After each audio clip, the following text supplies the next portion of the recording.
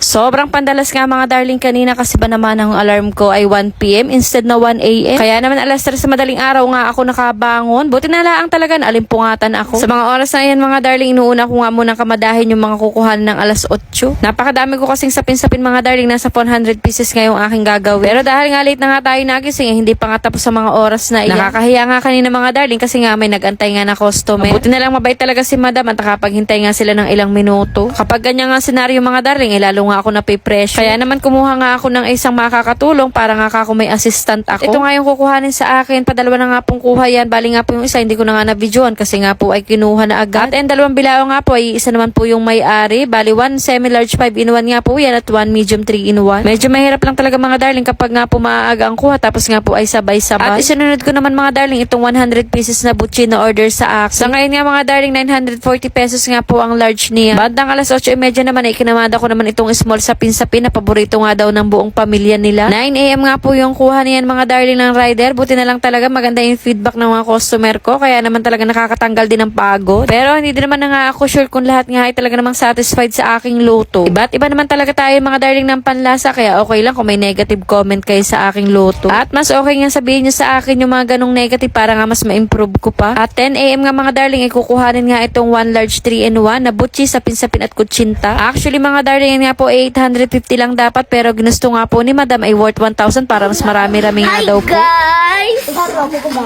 At may extra pang ang bata. Shout out sa iyo Chloe. Ayan nga po iapo ko na sa pamangkin. O diba ang tanda ko na. At alauna naman mga darling ikukuhanin nga yung 1 large 4-in-1. Tapos isunod ko nga itong 1 extra large na 5-in-1. Sa tunay nga mga darling tinanghali na nga ako sa paggagawa diyan ng sapin-sapin kutsinta at puto. At alas 3 nga ikukuhanin nga ang order ni ma'am na may-ari nga po ng resort. Ang El Nemos Resort nga po yung nag-order niya sa akin 1 XL kutsinta. At may kasama nga din po yan 1 extra large na puto. Nasa 150 pieces nga po yan mga darling. Bukod nga dyan mga darling, mayroon din nga po silang order na 1 extra large sa sapin-sapin. Nasa 132 pieces naman po yan laman yan mga darling. Size number 18 nga po yung aking mga bilao kapag extra large. At ayun nga mga darling yung huling kinuha sa akin at pagkatapos nga huni yan ay talagang muna ako'y umidli. Kahit nga pakiramdam ko talaga naman nga ako'y tubal na. Sobra kasing pagod at puyat ko mga darling dyan kaya naman nga talagang inagaw ko nga matulog muna kahit kaunting oras. At na makapahinga rin naman nga ako at makapaglinis naman ang aking katawa. Aba, tama nga pagkagising ko kanina. Aba, nakapagkatay na pala din ng baboy. Mamumulo nga kami bukas mga darling kasi nga po yung aking pamangkin ay may balak na nga magpakasal. Ay kaya naman talaga makakatikim na rin ng kalamay at mamamantikaan na nga ating mga labi. At syempre hindi mawawala ang paborito ng lahat, ang buko pandan. Aba, syempre kung may karne kailangan ay may panghimagas. So mga darling, update ko nga kayo po sa aming pamulungan. Yan lang for today's video. Bye!